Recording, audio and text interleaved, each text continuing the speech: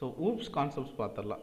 Object orient ப்ரோக்ராமிங்னு சொல்லுவோம். அதில் பைத்தானில் oops concept என்ன அண்ட் டெக்கரேட்டர்ஸ், ஸோ இதெல்லாம் நம்ம பார்த்துடலாம். பார்த்துட்டோன்னா இப்போது வெப் சர்வரோட இன்ட்ரடக்ஷன் பேசிக்ஸ் மட்டும்தான் பார்க்க போகிறோம். அண்ட் பேசிக்ஸ் முடிஞ்சுன்னா உங்களுக்கு 4th வீக் ஃபுல்லாக கம்ப்ளீட் ஆயிரும். சரிங்களா? ஸோ இந்த லெசனில் என்னை பொறுத்த வரைக்கும் வெப் சர்வர்னால் பேசிக்ஸ் மட்டும் தெரிஞ்சால் போதும். நீங்கள் அதில் வேறு எதுவும் பண்ண போகிறதில்ல. ஓகே, ஸோ நம்ம இன்னும் ஜாங்கோ பார்க்குறப்போ இன்னும் டீட்டெயிலாக பார்க்கலாம். ரைட்? நீங்கள் இன்னும் எனக்கு நிறையா ரெஃபரன்சஸ் வேணும்னா வெப் சர்வர் பற்றி ஒரு 3-4 PDF டாக்குமெண்ட்ஸ் வந்து நம்ம எதுவகையில் அப்லோட் பண்ணியிருக்காங்க. சரியா? ஸோ அதை ரெஃபர் பண்ணிக்கோங்க. ஆனால் இந்த ஸ்டேஜுக்கு நீங்கள் வெப் சர்வர்னால் என்னென்னு மட்டும் தெரிஞ்சால் போதும். ஓகே, ஸோ இன்றைக்கி web server and types of servers மட்டும் பற்றி பார்க்கலாம். Okay, so let's move on. Okay, so web server. So web சர்வர்னால் என்னென்னா, நார்மலாக நம்ம சர்வர்னால் என்னென்னு பார்த்துருக்கோம். ஸோ சர்வருங்கிறது என்னது? ஒரு சாஃப்ட்வேர், தட்ஸ் ஆல். ஒரு சாஃப்ட்வேர். அது வந்து நம்ம ஒரு லினக்ஸ் பேஸ்லையோ ஒரு விண்டோஸ் OS பேஸ்லையோ நம்ம இன்ஸ்டால் பண்ணி ஒரு சிஸ்டமில் இன்ஸ்டால் பண்ணி வச்சுருக்கோம். ஓகே, ஸோ அந்த சிஸ்டம் பார்த்திங்கன்னா அவங்களோட ப்ரிஃபரன்ஸுக்கு தகுந்த மாதிரி ஸ்க்ரீன் ஷேர் பண்ணல, சாரி.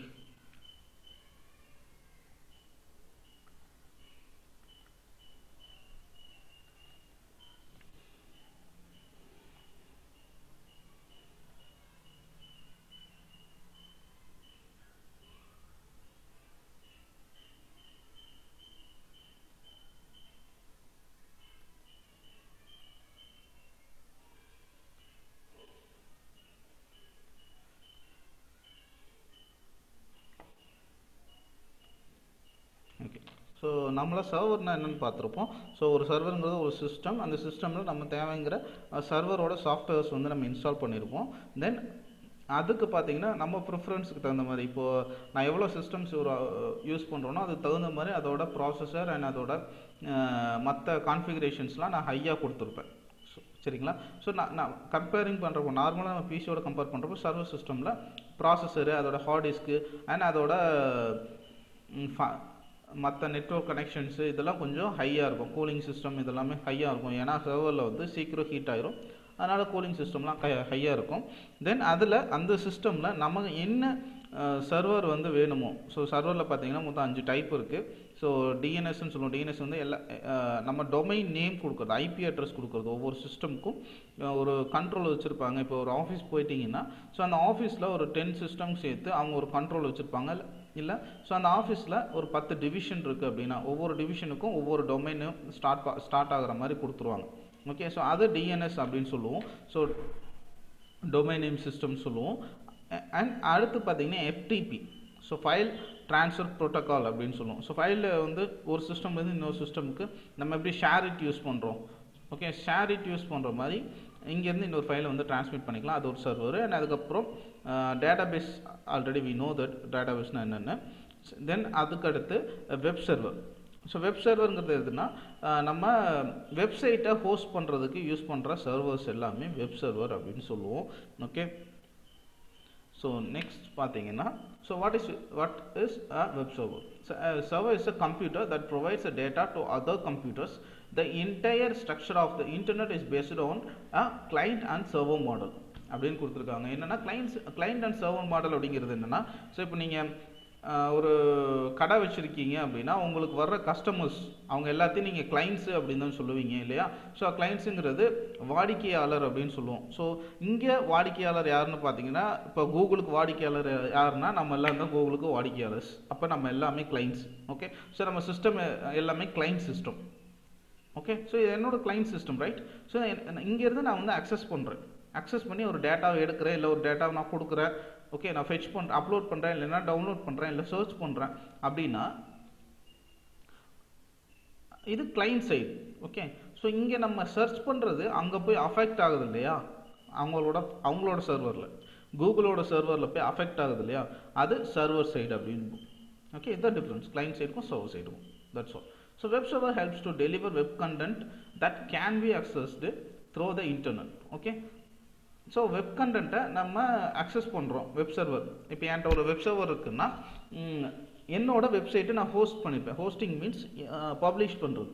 ஓகே, ஸோ நான் பப்ளிஷ் பண்ணுறேன். ஒரு இன்டர்நெட் யூஸ் பண்ணி இன்டர்நெட் ப்ரொவைடருங்கிறது தனித்தனியாக இருப்பாங்க. இப்போ ஏர்டெல் அண்டு ஜியோ எல்லாமே இன்டர்நெட் ப்ரொவைடர்ஸ் தான்.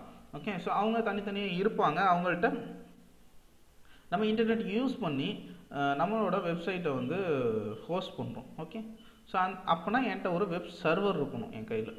அதுதான் வந்து வெப் சர்வர் அப்படின்னு சொல்லுவோம். The most common use web server is to host websites. So அதிகபட்சம் வெப் சர்வரை வந்துட்டு ஹோஸ்டிங் மட்டும்தான் யூஸ் பண்ணுவாங்க, அதிகமாக ஹோஸ்டிங் யூஸ் பண்ணுவாங்க. அப்புறம் அது மட்டும் இல்லாமல் ஒரு டேட்டா ஃபெச் பண்ணுறதுக்கு அண்ட் வந்து கேமிங் பார்த்தீங்கன்னா நீங்கள் நிறைய ஆன்லைன் கேம்ஸ் பார்த்துருப்பீங்க. ஸோ ஆன்லைன் கேம்ஸ் இந்த ரம்மி சர்க்கிள், அப்புறம் பப்ஜி அண்டு பப்ஜிலாம் ஆன்லைன் கேம் தான். அப்புறம் கிளாஸ் ஆஃப் கிளான்ஸ்னு ஒரு கேம் இருக்குது, அதுவும் வந்து ஆன்லைன் கேம் தான். இது ஒரு டேட்டா ஸ்டோரேஜு, அப்புறம் வந்து அந்த பிஸ்னஸ் அப்ளிகேஷன்ஸ் என்னென்னா அந்த ஆண்ட்ராய்டு அண்டு யூசி ப்ரௌசர், அப்புறம் நம்ம ஒவ்வொருக்கும் ஒவ்வொரு அப்ளிகேஷன். இப்போ கேஎம்சிஹெச்சுக்குன்னா கேஎம்சிஹெச் அப்ளிகேஷன் இருக்குது, அதே மாதிரி ஸ்விக்கிக்கு அப்ளிகேஷன் இருக்குது, தலப்பாக்கட்டிக்கு அப்ளிகேஷன் இருக்குது. ஸோ இதெல்லாமே பிஸ்னஸ் அப்ளிகேஷன்ஸ்னு சொல்லுவோம். இது iOSல இருக்குது, ஆண்ட்ராய்டில் இருக்குது. இதெல்லாமே வெப் சர்வர் பேஸ் பண்ணி தான் நமக்கு ரன் ஆகுது. சரிங்களா? அண்ட் நெக்ஸ்ட், ஸோ இது வந்து ஒரு ஃப்ளோ சார்ட்டுன்னு சொல்லலாம். ஒரு கிளைண்ட் அண்ட் சர்வர் சைடு என்னென்ன நடக்குது அப்படின்னு பாருங்கள். ஸோ கிளைண்ட்ஸில் யாருன்னா நம்ம தான் கிளைண்ட்ஸு. ஸோ கிளைண்ட்ஸ் மேபி டெஸ்க்டாப்பாக இருக்கலாம், லேப்டாப்பாக இருக்கலாம், அண்ட் ஐபேட் ஒரு ஸ்மார்ட் ஃபோனாக இருக்கலாம். அதுவும் இல்லைன்னா iOS மேக் ஓஎஸ்ன்னு சொல்லுவோம், மேக் புக் ஏரு. ஸோ இது எல்லாமே வந்து கிளைண்ட்டுன்னு சொல்லுவோம். நம்ம யூஸ் பண்ணுற எல்லாமே கிளைண்ட்டு. நம்ம இன்டர்நெட்டில் யூஸ் பண்ணி ஏதோ ஒரு டேட்டா ஃபெச் பண்ணுறோம், ஒரு அப்லோட் பண்ணுறோம். ஓகே, இப்போ ஃபேஸ்புக்கு நம்மளாம் கிளைண்ட்ஸ். ஓகே, கூகுளுக்கு நம்மளாம் கிளைண்ட்ஸ். இதுதான் வந்து கான்செப்ட். ஓகே, ஸோ கிளைண்ட்ஸில் என்ன பண்ணுறாங்க, ஒரு ரெக்வெஸ்ட்டோ அனுப்புகிறாங்க. ஒன்று ஒரு அப்லோடிங் ரெக்வெஸ்ட், இல்லைன்னா டவுன்லோடிங் ரெக்வெஸ்ட், ஏதோ ஒன்று அனுப்புகிறாங்க. ஸோ அது இன்டர்நெட் போகுது. இன்டர்நெட்லேருந்து உங்களோட சர்வர் போகுது. Okay, either it maybe Windows server or Unix or Linux or Mac OS. So இதெல்லாம் வந்து ஓஎஸ் அண்ட் இதில் சர்வர் வந்து நம்ம இன்ஸ்டால் பண்ணியிருக்கோம். சரிங்களா? ஸோ அதில் ஜாவா ஸ்கிரிப்ட் ஃபைல்ஸ் இருக்கலாம், அண்ட் .NET ஃபைல்ஸ் இருக்கலாம். அதெல்லாம் வந்து ஏபிஐ அப்படின்னு சொல்லுவோம். ஏபிஐங்கிறது அப்ளிகேஷன் ப்ரோட்டோகால் இன்டர்ஃபேஸ் அப்படின்னு சொல்லுவோம். என்னென்னா, ஸோ அந்த அப்ளிகேஷன் அக்சஸ் பண்ணுறதுக்கும் நம்ம டேட்டாஸுக்கும் இடையில இருக்கிற ஒரு ப்ரோக்ராம் தான் வந்து ஏபிஐஸ் அப்படின்னு சொல்லுவோம். சரிங்களா? ஸோ அதுக்கப்புறம் அந்த டேட்டாஸ்லாம் வந்து நம்மளோட சர்வரில் ஹிட் ஆகுது. அது சர்வருங்கிறப்போ அப்பாச்சி வெப் சர்வர் வருது இல்லையா? ஸோ அப்பாச்சி வெப் சர்வர் நிறைய டைப்ஸ் இருக்குது. அதில் அப்பாச்சி வந்து மோஸ்ட்டாக யூஸ் பண்ணிகிட்டு இருக்காங்க. ஓகே, ஸோ அங்கேருந்து வந்துட்டு தென் நம்மளோட டேட்டாபேஸ் தான் லாஸ்ட்டு.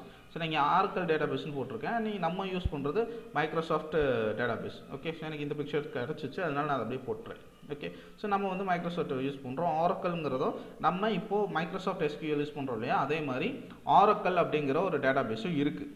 ஓகே, ஸோ ஆரக்கல் இருக்குது, அண்டு MySQL, SQLite, அது வந்து வெறும் டேட்டாபேஸ் மட்டும். ஓகே, ஸோ இந்த மாதிரி நிறைய டைப்ஸில் நமக்கு இருக்குது. சரிங்களா? ஸோ வெப்சர்வருங்கிறது இதுதான். ஒரு வெப் சர்வர் இருந்தால் என்னால் என்னோட வெப்சைட்டை நான் இன்டர்நெட்டில் ஹோஸ்ட் பண்ண முடியும். That's all. Okay, then server software. So web server commonly known as HTTP server or application server is a program that serves content using the HTTP protocol. So ப்ரோட்டோக்கால்னால் உங்களுக்கு தெரியும், ப்ரோட்டோக்கால்னால் சர்டைன் ரூல்ஸ். ஸோ இந்த மாதிரி தான் எனக்கு வந்து இருக்கணும் அந்த ப்ரோக்ராம். அது மாதிரி ஒரு ப்ரோட்டோக்கால் ஃப்ரேம் பண்ணி வச்சுருப்பாங்க. ஸோ அந்த ப்ரோட்டோக்கால் படி தான் வெப் அப்ளிகேஷன்ஸ் வந்து ரன் ஆகுது. ஸோ அந்த ப்ரோட்டோக்கால் பேர் தான் HTTP அப்படிங்கிறது ஒரு ப்ரோட்டோக்கால். ஸோ அந்த ப்ரோட்டோக்காலில் வந்து தான் எனக்கு வெப் அப்ளிகேஷன்ஸ் ரன் ஆகுது. சரிங்களா? So this content is generally in the form of HTML documents. So நீங்கள் என்ன யூஸ் பண்ணி போட்டாலும் அது ஃபைனலாக வந்து HTML டாக்குமெண்ட்டாக தான் உங்களுக்கு ஃப்ரண்ட் அண்ட் ஸ்க்ரீனில் தெரியும். ஓகே, ஸோ நம்ம ஆல்ரெடி உங்களுக்கு தெரியும்னு நினைக்கிறேன், நமக்கு வந்து ரெண்டு சாஃப்ட்வேர் வந்து ரெண்டு ப்ரோக்ராமிங் வந்து தேவைப்படும். ஒன்று வந்து ஃப்ரண்ட் எண்டு அண்ட் செகண்ட் வந்து பேக் எண்டுன்னு சொல்லுவோம். ஸோ பேக் எண்டுங்கிறது என்னது, உங்கள் சர்வர் சைடு இருக்குல்ல, உங்களோட டேட்டாபேஸில் இருக்க டேட்டாஸ் ஆர் உங்களோட இமேஜஸ், உங்களோட மியூசிக் ஆர் வீடியோஸ் எல்லாம் எடுத்து ப்ராசஸ் பண்ணி வெப்புக்கு கொடுக்கறது வந்து பேக் எண்டு அப்படின்னு சொல்லுவோம். ஓகே, ஸோ இப்போது இந்த லேப்டாப் முன்னாடி இல்லை ஒரு சிஸ்டம் முன்னாடி ஒரு ஃபோன் முன்னாடி நீங்கள் உட்காந்துருக்கீங்க. ஓகே, ஸோ இந்த ஃபோன் முன்னாடி உட்காந்துருக்கீங்க, பார்க்குறதுக்கு ஃபோன் அவ்வளோ அழகாக இருக்குது. ஓகே, ஸோ அது வந்து HTML ஞாபகம் வச்சுக்கோங்க. HTML ஆர் ஃப்ரண்ட் எண்டுன்னு ஞாபகம் வச்சுக்கோங்க. ஓகே. ஸோ நான் ஓப்பன் பண்ணிட்டேன் ஃபோனை ஓப்பன் பண்ணிங்கன்னா பார்க்கறதுக்கு எது எங்கே இருக்குன்னு கச்சன்னு இருக்கும். அது back end. Okay. So back எண்டில் உங்கள் ப்ரோக்ராம் என்ன மாதிரி வேணால் இருக்கலாம், அதை அழகாக காமிக்கிறது தான் வந்து front end. Okay. So front எண்டில் எந்த விஷயமே இருக்காது. இதில் இன்னொரு கான்செப்ட் இருக்கும். ஃப்ரண்ட் எண்டில் பார்த்தீங்கன்னா எதுவுமே இருக்காது, வெறும் பேனல் மட்டும்தான் இருக்கும். ஃபோனு இல்லை லேப்டாப்பு ஆர் உங்களோட கீபோர்டில் பார்த்தீங்கன்னா வெறும் பேனல், பிளாஸ்டிக் பேனல் இல்லைன்னா அந்த கிளாஸ் மட்டும்தான் இருக்கும். இப்போ நீங்கள் டெஸ்க்டாப்பில் பார்க்குறீங்கனால அந்த ஸ்க்ரீனுக்கு முன்னாடி ஒரு கிளாஸ் மட்டும்தான் இருக்கும். ஓகே. ஸோ அதுதான் ஃப்ரண்ட் எண்டு. அது பார்க்குறதுக்கும் அழகாக இருக்கா லேப்டாப், ஒரு ஃபுல் ஃபினிஷ்டாக இருக்கும் லேப்டாப் பார்க்குறதுக்கு. எனக்கு என்னென்ன கீஸில் வச்சு அழகாக இருக்குமோ அந்த கீலாம் நான் அங்கங்கே வச்சுருக்கேன். அதே மாதிரி டெஸ்க்டாப் பார்க்குறதுக்கு 15.6 17.6 சைஸ் இருக்கா. ஸோ இதெல்லாம் பார்க்குறதுக்கு எனக்கு அழகாக இருக்குது. ஆனால் இதை ஓப்பன் பண்ணிட்டீங்க அப்படின்னா எது எந்த இடத்துல இருக்குன்னே தெரியாது, பூரா கச்சன்னு இருக்கும், இவ்வளோ ஃபினிஷ்டாக இருக்காது. சரியா? அது பேக் எண்டு. Simple concept. ஓகேங்களா? ஸோ பேக் எண்டுக்கும் ஃப்ரண்ட் எண்டுக்கும் அதுதான் வித்தியாசம். ஆனால் மெயினாக ஒர்க் பண்ண போகிறது என்னது? Back end. ஓகே. ஸோ அந்த பேக் எண்டு ப்ராசஸ் பண்ணுறத இப்போ இங்கே அந்த பிபிடி ஸ்க்ரீன் தெரியுதுன்னா எனக்கு கீழே ப்ராசஸர் இருக்குது அண்ட் கிராஃபிக்ஸ் ட்ரைவ் இருக்குது, ஒரு ஹார்ட் டிஸ்க் இருக்குது. ஸோ இது எல்லாமே, அது இல்லாமல் எனக்கு ஒரு ஆப்ரேட்டிங் சிஸ்டம் இருக்குது. ஸோ இது எல்லாத்தையும் ப்ராசஸ் பண்ணி எனக்கு இங்கே பார்க்குறதுக்கு அழகான ஒரு பிபிடியாக எனக்கு தெரியுது. ஓகே. ஸோ இதைத்தான் வந்து HTML பண்ணுது ஃப்ரண்ட் எண்டில். ஓகே. ஸோ பேக் எண்டில் வந்து நம்மளோட பைத்தான்ஸ் அந்த ஜாங்கோ ஃப்ரேம் ஒர்க் இருக்கும் அண்ட் அதுக்கப்புறம் டேட்டா பேஸ் இருக்கும். இது எல்லாத்தையும் மிங்கிள் பண்ணி நம்ம ஒரு அவுட்புட்டை கொடுப்போம். அந்த அவுட்புட்டை HTML வெறும் என்ன பண்ணுதுன்னா அதுக்கு CSS ஃபைல் ஆட் பண்ணுது அண்ட் அதுக்கு இன்புட் அவுட்புட் பார்க்கறதுக்கு ஸ்க்ரீன் ஆட் பண்ணுது. அப்புறம் லைக் என்னென்ன ஜாவாஸ்கிரிப்ட் அந்த மாதிரி பார்க்குறதுக்கு கொஞ்சம் ஃபாண்ட்டோட ஸ்டைலு, கலரு அண்ட் மற்ற தீம் எல்லாம் டெம்ப்ளேட்ஸு. ஸோ இதெல்லாம் பண்ணி எனக்கு பார்க்குறதுக்கு வெப்சைட்டை அழகாக காமிக்குது. இதுதான் ஃப்ரண்ட் எண்டோட வேலை. அண்ட் பேக் எண்டுன்னு பார்த்தீங்கன்னா அதுதான் மெயின். ஓகே. ஸோ இங்கே பார்த்தீங்கன்னா வெப் சர்வர் வந்து the form of HTML documents, images and other web resources. Okay. So அதில் பார்த்தீங்கன்னா HTML இருக்கும் அண்ட் முன்னாடி நம்ம காமிக்கிறதுக்கான இமேஜ் இருக்கும். இந்த இமேஜ் ஃபைலுமே உங்களோட சர்வரில் தான் இருக்கும். அந்த சர்வரை எந்த இமேஜ் ஃபைலை நீங்கள் சூஸ் பண்ணணுங்கிறது உங்கள் பேக் எண்டு ப்ரோக்ராம் தான் வந்து முடிவு பண்ணி அந்த இமேஜ் அங்கே பாஸ் பண்ணும். HTML என்ன பண்ணுன்னா அந்த இமேஜை அவங்க கொடுக்குற இமேஜ், அந்த பேக் எண்டு ப்ரோக்ராம் கொடுக்குற இமேஜை வாங்கி இது ஜஸ்ட் டிஸ்பிளே தான் உங்களுக்கு பண்ணும். இதுதான் ஃப்ரண்ட் எண்டுக்கும் பேக் எண்டுக்கும் இருக்கிற வித்தியாசம். Okay. So the content served by the web server can be pre existing. அது மீன்ஸ் வெப் சர்வரில் 2 டைப் இருக்குது. ஒன்று வந்து டைனமிக் அண்ட் வந்து ஸ்டாட்டிக். ஸோ ஸ்டாட்டிக்னா அந்த வெப் சர்வர் அந்த பேஜ் வந்து அப்படியே தான் இருக்கும், நீங்கள் கிளிக் பண்ணிங்கன்னா அடுத்த பேஜ் போகும், அவ்வளோதான். அண்ட் டைனமிக்னு பார்த்தீங்கன்னா இந்த ஸ்க்ரால் ஆகிட்டு இருக்கிறது அண்ட் இப்போது ஸ்டாக் மார்க்கெட்டிங்லாம் பார்த்தீங்கன்னா அது அந்த வேவ்ஸ் போயிட்டே இருக்கும். அண்ட் அது டைனமிக்காக ஒரு வெப்சைட்டை பார்த்தீங்கன்னா தான் பார்க்கறதுக்கு நல்லாயிருக்கும். ஸ்டாட்டிக்காக வெப்சைட் பார்த்தீங்கன்னா அது நல்லாவே இருக்காது. ஒரு பேஜ் இருந்துச்சுன்னா ஸ்டாட்டிக், அதில் எந்த சேஞ்சஸுமே இருக்காது. ஓகே. டைனமிக் பார்க்குறப்போ தான் பார்க்கறதுக்கு நல்லாயிருக்கும். ஓகே. ஸோ அதே மாதிரி 2 டைப் இருக்குது, ஸ்டாட்டிக் ஒன்று, டைனமிக் ஒன்று. ரைட். ஸோ இங்கே பார்த்தீங்கன்னா இது அப்பாச்சி வெப் சர்வர் அப்படின்னு சொல்லுவோம். இந்த HTTP வெப் சர்வர் இதை மேக்ஸிமம் எல்லோரும் யூஸ் பண்ணுறாங்க. ஓகே. ஸோ இந்த Apache software foundation developed and the free and open source web server. Right. So இது வந்து ஃப்ரீ தான் அண்ட் கேன் பி இன்ஸ்டால். இது எல்லா ஓஎஸ்லையும் நம்மளால் இன்ஸ்டால் பண்ண முடியும். Linux, Unix and Windows, free BSD, Mac OS X. So அது இல்லாமல் வேறு என்னென்ன OS இருக்கோ அதில் நம்ம இன்ஸ்டால் பண்ணி யூஸ் பண்ணிக்க முடியும். Okay. So 60% of the web server machines run the Apache Web Server. Okay. So 60% Apache Web Server தான் யூஸ் பண்ணுறாங்க. ரைட். ஸோ நெக்ஸ்ட்டு Apache Tomcat-ங்கிறது ஒரு வெப் சர்வர் தான். And Apache Tomcat is free and open source web server that can run on different operating systems like Linux, Unix, Windows, Mac OS. இதுமே எல்லாத்துலேயும் use ஆகும். and it was developed to support server and JSP scripts. Okay. So இந்த servlet and JSP ஸ்கிரிப்ட்டுங்கிறது நம்ம அதுவும் it's a type of program. Right. It can serve as a standalone server. So standalone சர்வர்னால் உங்களுக்கு already தெரியும், நம்ம MySQL installation அப்போ பார்த்துருப்போம். ஸோ ஸ்டாண்டலோன் சிஸ்டம் கொடுத்து தான் நம்ம இன்ஸ்டாலேஷன் பண்ணுறோம். ஓகே, ஸ்டாண்டலோன் சிஸ்டம்ங்கிறது என்னது, என்னோட லேப்டாப்பை நான் வந்து சர்வரை கன்வெர்ட் பண்ணுறேன். ஓகே, ஸோ அதுதான் standalone system. Okay, that service provided by the server. Okay, so today many service are being provided by the web server. Many of the service are based on cloud computing. Okay, so cloud computing based the many service இருக்கு. and cloud computing பார்த்தீங்கன்னா இப்போ Google டிரைவில் உங்களால் 15 GB வரைக்கும் உங்கள் ஃபைல்ஸை store பண்ணி வச்சுக்க முடியும். நீங்கள் எவ்வளோ ஜிமெயில் அக்கௌண்ட் வச்சுருக்கீங்களோ அவ்வளோ ஒவ்வொரு ஜிமெயிலுக்கும் 15 GB வந்து உங்களால் ஸ்டோர் பண்ணிக்க முடியும். ஓகே, ஸோ அவங்க ஆஃபர் ப்ரிஃபர் பண்ணுறாங்க, அதுதான் க்ளவுட் ஸ்டோரேஜ் அப்படின்னு சொல்கிறோம். ஓகே, ஸோ க்ளவுட் ஸ்டோரேஜுங்கிறது என்னோட ஃபைல்ஸை நான் ஒரு பக்கம் ஸ்டோர் பண்ணுறேன், அண்ட் அந்த ஸ்டோரேஜை நான் இப்போ வேணாலும் அக்சஸ் பண்ணிக்கலாம். ஓகே, ஸோ க்ளவுட் ஸ்டோரேஜ்னா அந்த ஸ்டோரேஜ் வந்துட்டு அப்போ கூகுள் ப்ரொவைட் பண்ணுறான்னா, ஸோ அவனோட சர்வரில் அதுக்கான ஸ்பேஸ் அவன் அலோகேட் பண்ணி வச்சுருப்பான். நான் ஒவ்வொரு டைம் ஜிமெயில் க்ரியேட் பண்ணுறப்போ அங்கே ஒரு 15 GB ஸ்பேஸ் வந்து அலோகேட் ஆயிரும். ஸோ அந்த 15 GBக்குள்ளே நான் என்ன வேணால் அப்லோட் பண்ணிக்கலாம், டெலிட் பண்ணிக்கலாம், என்ன ப்ராசஸ் வேணால் பண்ணிக்கலாம். சரிங்களா? So cloud computing is distributing over a network and has the ability to run a program or application on many connected computers at the same time. Okay, so it is used to where various computing concepts that involve a large number of computers are connected via real-time connection network. Okay, so such as internet. So internet connect ஆகிறப்போ cloud computing work ஆகும். அதை தான் இப்படி சுற்றி கொடுத்துருக்காங்க, right? and various service provided by the web server. so cost effective. So cost எஃபெக்ட்னா எப்படின்னா, இப்போ நார்மலாக நீங்கள் ஒரு ஃபோட்டோஷாப் வாங்குறீங்கன்னு வைங்களேன். ஸோ ஃபோட்டோஷாப்புக்கு தனித்தனி சாஃப்ட்வேர் வாங்கி நம்ம 4-5 பேரில் யூஸ் பண்ண முடியாது. அதுக்குன்னு ஒரு தனி மெம்பர்ஷிப் லைசன்ஸ் இருக்குது. ஸோ மெம்பர்ஷிப் லைசன்ஸ் வந்து ஒரு இயருக்கு 60,000 அவன் சார்ஜ் பண்ணுறான். ஓகேங்களா? ஸோ ஒரு இயருக்கு 60,000 சார்ஜ் பண்ணுறான்.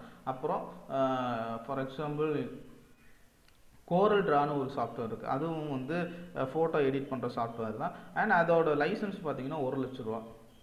ஓகே, ஸோ இது அவ்வளோ பெரிய காஸ்ட்லாம் கிடையாது இங்கே வெப் சர்வர். ஸோ நீங்கள் யூசேஜை பொறுத்து நம்ம வெப் சர்வர் வந்து காஸ்ட் இது பண்ணிக்கலாம். ஓகே, ஸோ அதனால தான் web server is the most cost efficient method to use, maintain and upgrade பண்ணுறதுக்கும். Then traditional desktop software cost combines a lot in terms of finance. Okay, so on other hand it is available at much cheaper rates. Besides there are many one time payment. So maximum one time payment, அதை இப்போ சொன்னேன் இல்லையா உங்களுக்கு. So Photoshop பார்த்தீங்கன்னா நீங்கள் yearly once வந்துட்டு உங்கள் லைசன்ஸை purchase பண்ணணும். ஒவ்வொரு தடவையும் 60,000 you have to pay. Okay, so இங்கே பார்த்தீங்கன்னா மெனி ஆஃப் தம் வந்து சிங்கிள் டைம் பேமெண்ட். ஒரு தடவை அந்த சாஃப்ட்வேர் வாங்கிட்டீங்கன்னா நீங்கள் லைஃப் டைம் வந்து சாஃப்ட்வேரோட அந்த லைசன்ஸ் வச்சு யூஸ் பண்ணிக்க முடியும். So pay as you go and other saleable options available. Okay, othersனா ரெண்டுக்கு வாங்குறது அந்த மாதிரிலாம் அவைலபிள் இருக்குது. அண்ட் ரெண்ட்டுக்கு அப்புறம் சம் பீப்புள் சம் அமௌண்ட் கொடுத்துட்டு இத்தனை வருஷத்துக்கு அப்படின்னு கான்ட்ராக்ட் போட்டுக்கலாம், அப்புறம் ரெண்டிங் போட்டுக்கலாம். Okay, so which makes it very reasonable for the company. Okay, so resource sharing. Resource means the web server has the capability to store unlimited information. Okay, such as Google Drive. So Google Drive நம்ம எவ்வளோ information பண்ணால் store பண்ணிக்க முடியும். And அது 15 GB வரைக்கும். 15 GBனா ஒரு பெரிய textile company like Ramraj or மற்ற டெக்ஸ்டைல் கம்பெனியோட ஒரு 2 வருஷ டேட்டாவை நீங்கள் 15 GB ஸ்டோர் பண்ணிட முடியும், டேட்டாபேஸ். ஓகே, ஸோ அதே உங்களுக்கு அதனால தான் வந்து நம்ம டேட்டாபேஸஸ் வந்து யூஸ் பண்ணுறதுக்கு reason. So the space where the data can be stored is shared by the other users at the same time. Okay, so like நம்ம ஹார்ட் டிஸ்க் நம்மள்ட்ட இருக்குன்னா நம்ம சிஸ்டம்லேருந்து லேண்ட் கனெக்ட் பண்ணி இன்னொரு சிஸ்டம்க்கு நம்மளோட டேட்டாஸை வந்து ஃபீட் பண்ணிக்க முடியும். அது வந்து லோக்கல் ஷேரிங் அப்படின்னு சொல்லுவோம். ஓகே, ஸோ அதில் நம்மளோட சிஸ்டமில் இருக்க டேட்டாஸை அங்கே வந்து நம்ம பார்த்துக்க முடியும். And data sharing. So with the help of a web server one can easily access the information from anywhere. Okay, so there is an internet connection using Google Docs such as Google Documents, Excel sheets, drawings, PowerPoints and presentations. இப்போ பார்த்தீங்கன்னா மைக்ரோசாஃப்ட்டில் வந்துட்டு நமக்கு documents, Microsoft Word, Microsoft Excel, Microsoft PPT, so இதெல்லாம் இருக்கு இல்லையா, அதே மாதிரி கூகுள்லேயும் இருக்குது. அண்ட் கூகுளில் வந்துட்டு நீங்கள் ஆன்லைனில் வந்து இதை அக்சஸ் பண்ணிக்க முடியும். Google documents and Google Excel sheets இருக்குது, அண்ட் கூகுள் ட்ராயிங்ஸ் இருக்குது, and Google PowerPoint presentations இருக்குது. ஸோ இதெல்லாமே க்ளவுடில் ஸ்டோர் ஆகும். அண்ட் நீங்கள் நம்ம வந்து பைத்தானில் எக்ஸல் பார்த்தோம் இல்லையா, எக்ஸல் கூட கான்ஃபிகர் பண்ணுறது அப்படிங்கிறத பார்த்தோம். And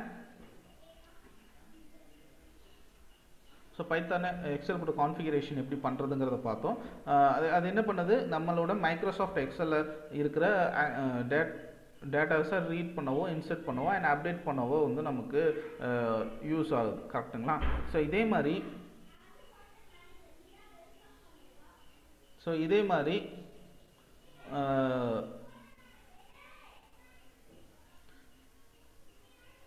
okay. ஸோ இதே மாதிரி நம்மளோட வெப்சைட்ஸ்லேயும் இருக்குது. அண்ட் எப்படின்னா நம்ம வெப்சைட் மீன்ஸ் கூகுளில் இருக்குது, கூகுள் ஷீட்ஸ்னு தனியாக இருக்குது, கூகுள் டாக்குமெண்ட்ஸும் தனியாக இருக்குது, அதே மாதிரி கூகுள் பவர் பாயிண்ட்ஸ் தனியாக இருக்குது. நீங்கள் ஒரு HTML ஆர் ஏதோ ஒரு கோடிங் பண்ணுறீங்கன்னா உங்களோட டேட்டாஸை நீங்கள் டைரெக்டாக அதில் ஃபீட் பண்ணிக்கலாம். ஃபீட் பண்ணிவிட்டு அதுலேருந்து நீங்கள் எடுத்துக்க முடியும். ஓகே. ஸோ அது ரொம்ப ஈஸி. அண்ட் பேக்கப் அண்ட் ரெக்கவரின்னு பார்த்தீங்கன்னா ஈஸியாக பேக்கப் பண்ணிக்கலாம் அண்ட் ரெக்கவரியும் பண்ணிக்கலாம். ஏன்னா உங்களோட டேட்டாஸ்க்கு எல்லாம் நீங்கள் பொறுப்பு கிடையாது. உங்களுக்கு அந்த மெமரி லொக்கேஷன் க்ளவுட் ஸ்டோரேஜை யார் வந்து உங்களுக்கு ப்ரொவைட் பண்ணுறாங்களோ அவங்க தான் வந்து அதுக்கு full and full responsible. Okay. So அவங்க என்ன பண்ணுவாங்கன்னா ஈச் அண்ட் எவ்ரி டே வந்து பேக்கப்ஸ் எடுத்து வைப்பாங்க. அவங்களோட சர்வர் ஏதோ ப்ராப்ளம் ஆச்சு அப்படின்னாலும் சடனாக வந்து அந்த பேக்கப்ஸை ரீஸ்டோர் பண்ணிடுவாங்க. சரிங்களா? ஸோ இப்போது நம்மளோட சிஸ்டம் பார்த்தீங்கன்னா ஏதோ ஒரு சின்ன சின்ன இஷ்யூஸ் வரும். நம்ம ஆன்டிவைரஸ் போட்டு வச்சுருக்க மாட்டோம். அது வேறு ஏதாச்சும் இந்த ரேன்சம் வேர் அப்படின்னு ஒரு வைரஸ் இருக்குது. எல்லாத்துக்கும் தெரியுமா என்னன்னு தெரியல. ஸோ ரேன்சம் வேர் அப்படிங்கிறது என்னென்னா it's a type of virus. அது என்ன பண்ணுன்னா உங்கள் சிஸ்டம் நீங்கள் இப்போது எந்த செக்யூரிட்டியுமே இல்லாமல் உங்கள் சிஸ்டம் வச்சுருக்கீங்க அப்படின்னா அட்லீஸ்ட் ஆன்டிவைரஸ் கூட போடாமல். ஓகே. ஸோ நான் வந்து கேஸ்பஸ்கை போட்டிருக்கேன். Okay. So total security. And அது கூட போடாமல் நீங்கள் வச்சுருந்தீங்க அப்படின்னா அவன் ஈஸியாக உங்கள் சிஸ்டமை ஆக்சஸ் பண்ணிவிட்டு ஸோ உங்களுக்கு ஏதோ ஒரு மெயில் வந்திருக்கும், ஆர் ஏதோ ஒரு ஸ்பேம் மெயிலு, இல்லைன்னா ஒரு எம்டி மெயிலு, அப்படி இல்லைன்னா வேறு ஏதாச்சும் நீங்கள் ஆன்லைன்லேருந்து ஏதாச்சும் ஒரு இமேஜஸ் டவுன்லோட் பண்ணுறீங்க. ஓகே. ஸோ அந்த இமேஜ் கூட சேர்ந்து அவன் இந்த அப்ளிகேஷனையும் டவுன்லோட் பண்ணுற மாதிரி செட் பண்ணிடுவோம். ஓகே. ஸோ நீங்கள் இமேஜ் இல்லைன்னா வேறு ஏதாச்சும் டவுன்லோட் பண்ணீங்க அப்படின்னா ஆன்டிவைரஸ்லாம் போட்டிருந்தீங்கன்னா பிரச்சனை இல்லை. மேக்ஸிமம் இது வரைக்கும் அவங்க டெவலப் பண்ண ரேன்சம் வேர்லாம் ஆன்டிவைரஸ் வந்து கண்டுபிடிச்சிடும். அதனால் அது பிரச்சனை இல்லை. புதுசாக யாராவது டெவலப் பண்ணாங்க தான் பிரச்சனை. ஓகே. ஸோ ரேன்சம் வேர் டெவலப் பண்ணுறதுலாம் ரொம்ப கஷ்டம். என்கிரிப்ஷன் அது இதுன்னு நிறையா பிரச்சனை இருக்குது. ஓகே. ஸோ நீங்கள் ஆன்டிவைரஸ் போட்டிருந்தீங்கன்னா பிரச்சனை இல்லை. ஸோ இஃப் நீங்கள் போடலை அப்படின்னா அவன் ஈஸியாக வந்து உங்கள் சிஸ்டம்குள்ளே வந்துடும். ஒரு .exe எக்ஸ்டென்ஷனோட வந்துடும். EXEனா அப்ளிகேஷன், அந்த EXE கூட வந்துடுவான். வந்துட்டு அப்படியே ஒவ்வொரு ஃபைலாக ரன் பண்ண ஆரம்பிச்சிடுவான். ரன் பண்ணி என்ன பண்ணுவான், எல்லா ஃபைலையும் என்கிரிப்ட் பண்ணிடுவான். ஓகே. ஸோ எல்லா ஃபைலையும் என்கிரிப்ட் பண்ணிட்டான்னா ஏதோ ஒரு லொக்கேஷனில் உங்களுக்கு ஒரு இண்டிகேஷன் வரும். இந்த மாதிரி இவ்வளோ அமௌண்ட் பே பண்ணிங்கன்னா உங்கள் டேட்டாஸ் எல்லாம் நான் ரெக்கவரி பண்ணி தரேன் அப்படிங்கிற மாதிரி மெசேஜ்லாம் அவனே டீக்ரைப் பண்ணி வச்சுருப்பான். ஓகே. ஸோ உங்களோட ஏதோ ஒரு லோக்கல் டிஸ்கில் அது வந்து க்ரியேட் ஆகிடும் அந்த டாக்குமெண்ட் ஃபைல், ஆர் இல்லை வேறு ஏதாச்சும் மெசேஜ் மாதிரி அவன் இண்டிகேட் பண்ணுவான்.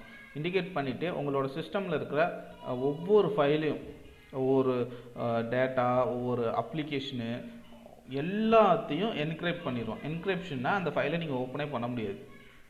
சரிங்களா? ஸோ அந்த ஃபைலை நீங்கள் ஓப்பனே பண்ண முடியாது. ஓகே. ஸோ நீங்கள் மறுபடியும் அந்த ஃபைலை ஓப்பன் பண்ணணுன்னா யூ ஹாவ் டு பே சம்திங்கிற மாதிரி கொடுப்பான். ஒரு டெக்ஸ்ட் ஃபைலு இல்லைன்னா வேறு மாதிரி எதாவது கொடுப்பான். சரியா?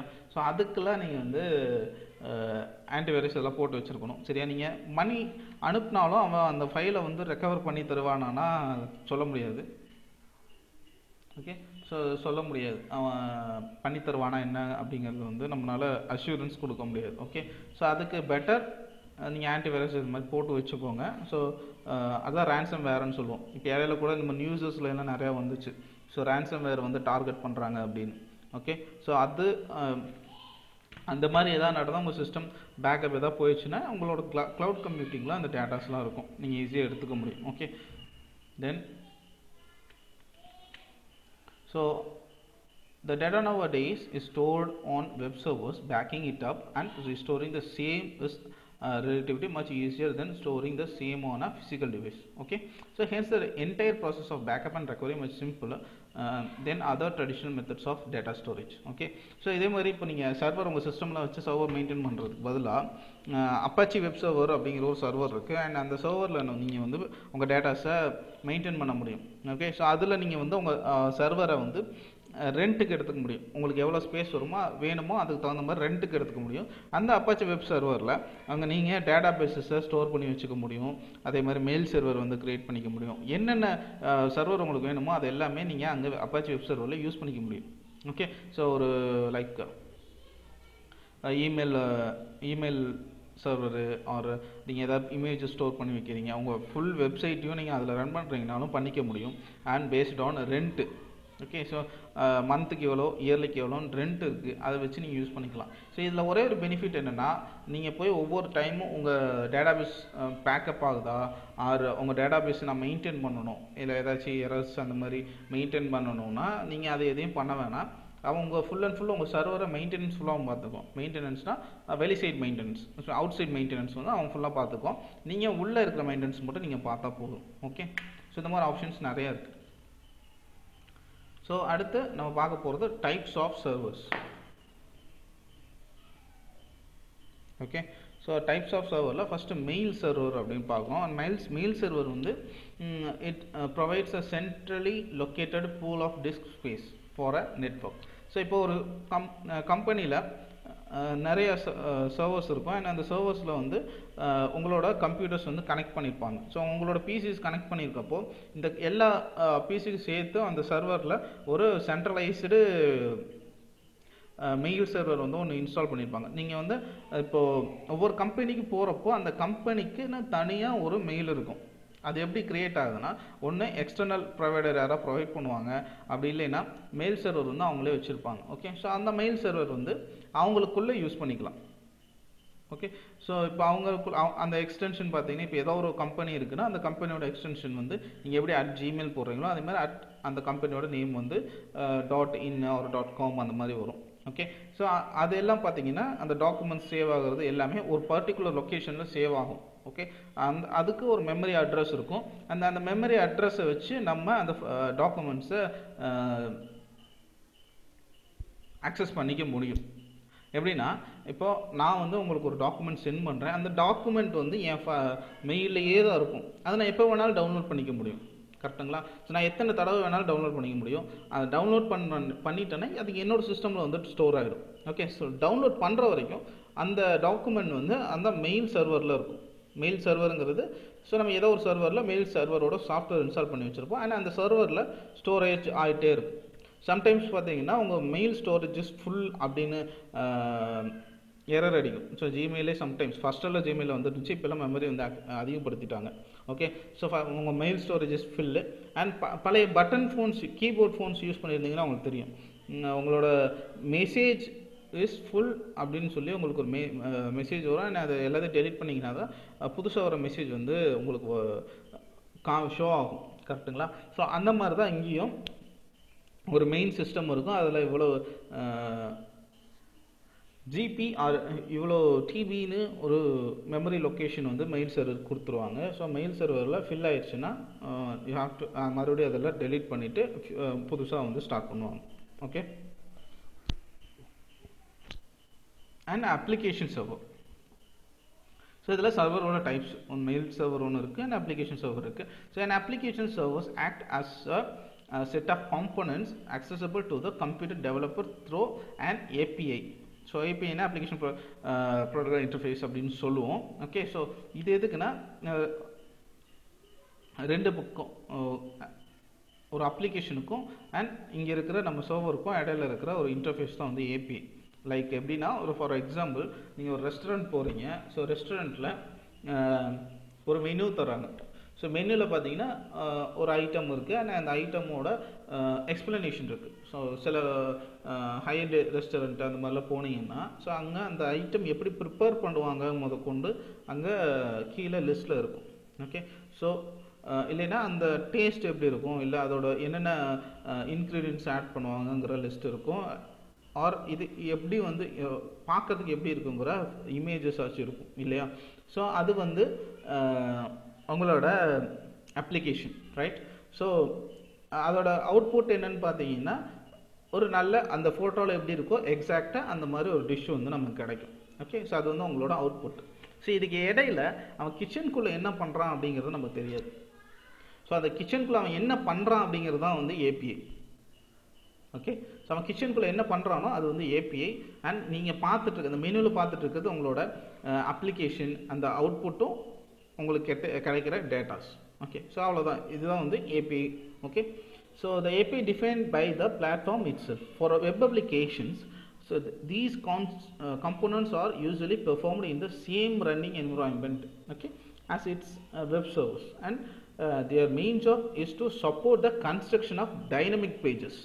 So dynamic pages na ஆட்டோமேட்டிக்காக ரன் ஆகி ஏதாவது ஸ்க்ராலிங் வர்றது, ஸோ ஆட்டோமேட்டிக்காக ரன் ஆகிட்டே இருக்கும். ஸ்டாட்டிக்காக ஒரு பேஜை பார்த்தீங்கன்னா பார்க்குறதுக்கு நல்லாவே இருக்காது. அண்ட் டைனமிக் பேஜஸ் பார்த்தீங்கன்னா ஏதோ ஸ்க்ரால் ஆகிட்டு இருக்கும், அண்ட் அங்கிட்டு டேட்ஸ் மாறிட்டு இருக்கும், ஸோ இந்த சைடு கலர்ஸ் மாறிட்டு இருக்கும், இல்லை ஏதோ ஒரு இண்டிகேஷன் காமிச்சிட்ருக்கும். இப்போ அப்ளிகேஷன் அமேசானில் போனீங்கன்னா மேலே ஒரு ஏதோ ஒரு ஆட் ஓடிட்டு இருக்கும், அண்ட் இங்கிட்ட நியூ ப்ராடக்ட்னு பிளிங்க் ஆகிட்டு இருக்கும். ஸோ இது எல்லாமே டைனமிக் பேஜஸ் தான். ஓகே, ஸோ இதெல்லாமே டைனமிக் பேஜஸ். ஓகே, ஸோ இந்த ஏபிஐ வந்து மெயினாக வந்து டைனமிக் பேஜஸ் கன்ஸ்ட்ரக்ஷனில் ரொம்ப சப்போர்ட் பண்ணுது ரைட். ஸோ நெக்ஸ்ட்டு ஃபஸ்ட் என்ன பார்த்துட்டோம், மெயில் சர்வர்னா என்னென்னு பார்த்துட்டோம், அண்ட் அப்ளிகேஷன் சர்வர்னா என்னென்னு பார்த்துட்டோம். Next file transfer protocol. So file transfer protocol server அப்படின்னா என்னென்னா, ஸோ ஒரு இடத்துல இருந்து ஒரு பல்க் நம்பர் ஆஃப் டேட்டாஸும் இன்னொரு சிஸ்டமுக்கு நான் இன்டர்நெட் யூஸ் பண்ணி இல்லை லேனை யூஸ் பண்ணி, லேனுங்கிறது நம்ம கேபிள் ரைட். ஸோ கேபிளை யூஸ் பண்ணி நான் சென்ட் பண்ணுறேன் அப்படின்னா அது FTP அப்படின்னு சொல்லுவோம். ஓகே, ஸோ அது பேர் FTP, ஃபைல் ட்ரான்ஸ்ஃபர் ப்ரோட்டோகால்னு சொல்லுவோம். So FTP uses separate control and data connections between the client and the server. So கிளைண்ட்டுங்கிறது நம்ம, சர்வருங்கிறது அந்த server system. So FTP users may authenticate themselves in the form of user name and password.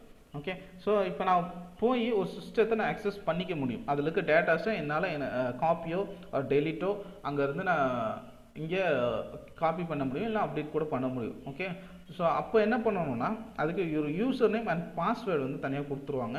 So நான் அந்த user name and பாஸ்வேர்டை use பண்ணி எந்தெந்த சிஸ்டம்லாம் நான் FTP வந்து கான்ஃபிகர் பண்ணி வச்சுருக்கணும்.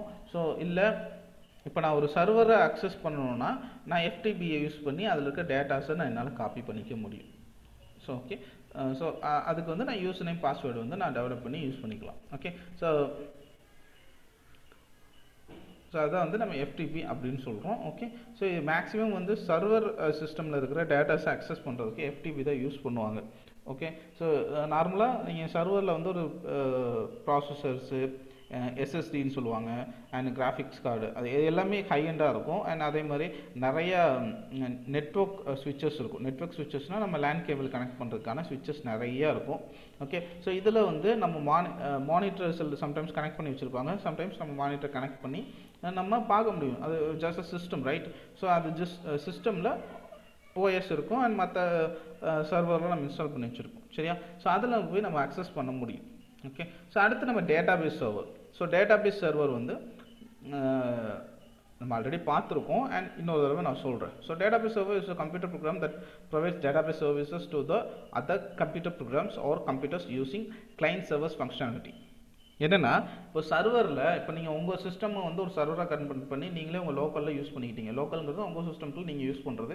அப்படி இல்லைன்னா உங்கள் சிஸ்டம் கூட லேனை யூஸ் பண்ணி ஒரு 4 சிஸ்டம் கனெக்ட் பண்ணி அந்த சிஸ்டமில் உங்கள் சிஸ்டமோட லோக்கலை எடுத்து யூஸ் பண்ணிக்க முடியும். இது லோக்கல். ஓகே, ஸோ இது மட்டும் இல்லாமல் நீங்கள் வெளியே இருந்து உங்கள் டேட்டாபேஸை அக்சஸ் பண்ண முடியும். ஓகே, ஸோ அதுக்கு ஹெல்ப் பண்ணுறது தான் வந்து நம்ம சர்வர் யூஸ் பண்ணுறோம். அண்ட் கிளைண்ட் அண்ட் சர்வர் ஃபங்க்ஷனாலிட்டிங்கிறது ஒரு சர்வரில் நான் மைக்ரோசாஃப்ட் SQLம் அது மட்டும் இல்லாமல் அதுக்கான DBMS server based management system வந்து இன்ஸ்டால் பண்ணி வச்சுருப்பேன்.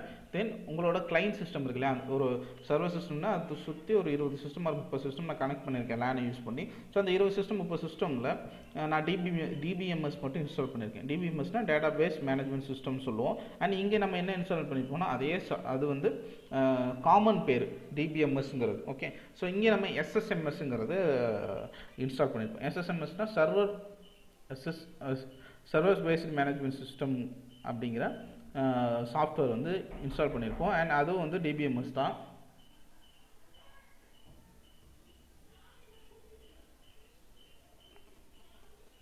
Okay, so DBMS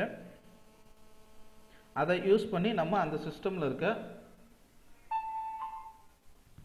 okay, so நம்ம அந்த சிஸ்டமில் இருக்கிற டேட்டா பேஸை என்னால் இங்கேருந்து நான் அக்சஸ் பண்ணி எடுத்துக்க முடியும். அங்கே இருக்க டேட்டாஸை நான் அப்டேட் பண்ணலாம், இன்சர்ட் பண்ணலாம், அண்ட் டெலிட் பண்ணலாம். அந்த சிஸ்டமோட நான் கம்யூனிகேஷன் பண்ணிக்க முடியும். ஓகே, ஸோ அடுத்து such a server is accessed either through a front end running on the user's computer where the request is made or the backend. So where the request is served such as data analysis and storage. Okay, so back and front end பற்றி நம்ம already பார்த்துருக்கோம். And front எண்டுங்கிறது என்னது, HTML, அதில் நம்ம கொடுக்குற input and நம்ம ஏதோ ஒன்று சர்ச் பண்ணுறோம் கூகுளில், அந்த சர்ச் பண்ணுற கீவேர்டு இருக்கு இல்லையா, அந்த கீவேர்டை கொண்டு போய் பேக் எண்டில் கொடுக்கும். அண்ட் பேக் எண்டு வந்து அந்த கீவேர்டை சர்ச் பண்ணி அதுக்கு என்னென்ன டேட்டாஸ் வந்து கிடச்சிருக்கோ அதை வந்து ஒரு பல்க்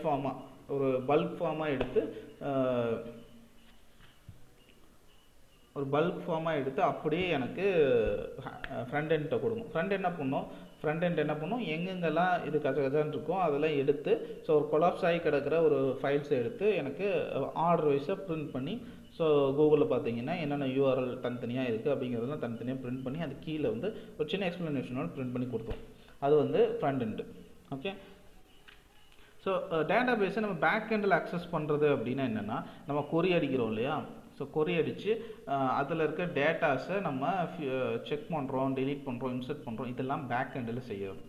ஃப்ரண்ட் எண்டில் செய்கிறதுனா என்னென்னா, இப்போது நான் என்னோடய ஜிமெயிலில் போயிட்டு ஏதோ ஒரு டாக்குமெண்ட்டை அப்லோட் பண்ணுறேன்னு வைங்க, கூகுள் ட்ரைவில் இல்லை ஜிமெயிலில் ஏதோ ஒரு டாக்குமெண்ட்டை அப்லோட் பண்ணுறேன் நான் மெயிலில் சென்ட் பண்ணுறதுக்கு. சரிங்களா, இப்போ என்ன ஆகும், அந்த டாக்குமெண்ட்டு அப்லோட் ஆகிறது எனக்கு பார்க்கறதுக்கு ஒரு கிராஃபிக்கலாக எனக்கு தெரியும் இல்லையா.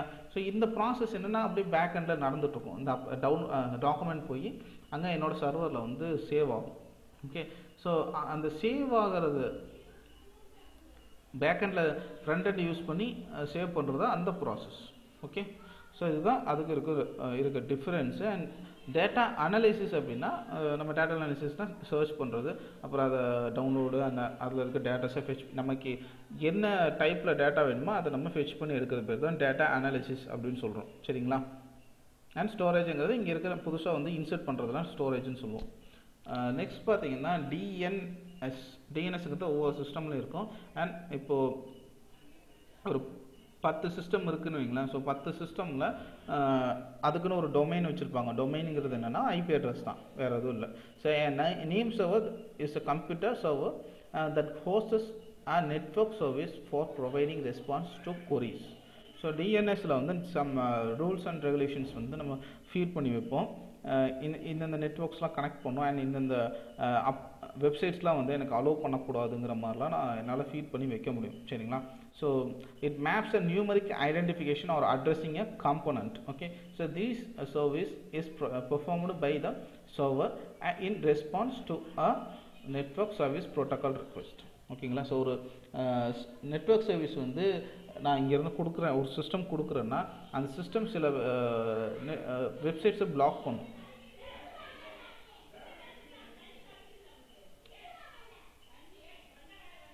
ஓகே, ஸோ சில வெப்சைட்ஸை வந்து பிளாக் பண்ணும், அண்ட் அதே மாதிரி சில நெட்வொர்க்ஸை வந்து பிளாக் பண்ணும். அது according to the domain name அப்படின்னு சொல்லுவோம். So okay, so the primary function of these DNS servers is that translation, that is the resolution of human memorable domain names that host into the corresponding numeric internet protocol. So domain நேம்ங்கிறது என்னென்னா, உங்கள் சிஸ்டம்க்கு ஒரு name கொடுத்துருவோம், அந்த நேமை வச்சு அவங்க உங்கள் சிஸ்டமில் என்னென்ன ஆக்சஸ் பண்ணியிருக்கீங்க அப்படிங்கிறத அவங்க ஈஸியாக தெரிஞ்சுக்க முடியும். அண்ட் அந்த சிஸ்டம்க்கு ஒரு IP கொடுத்துருவோம்.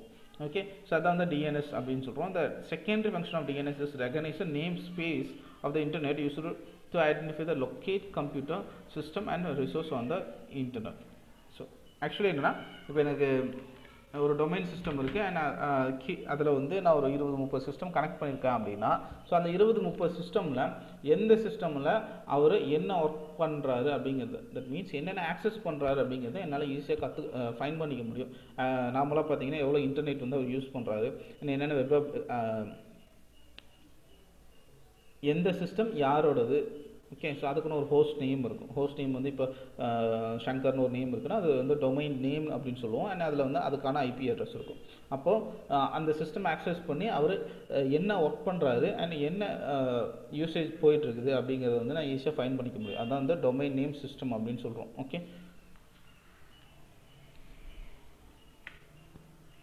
Okay so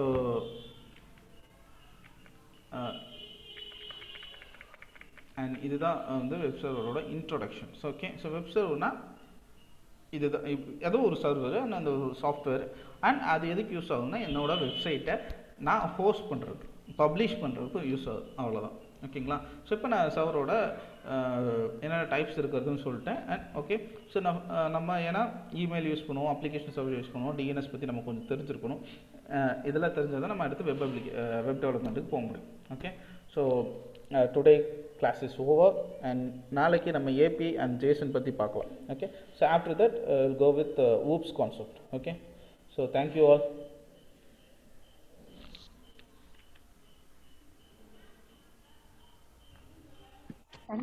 Thank you, sir.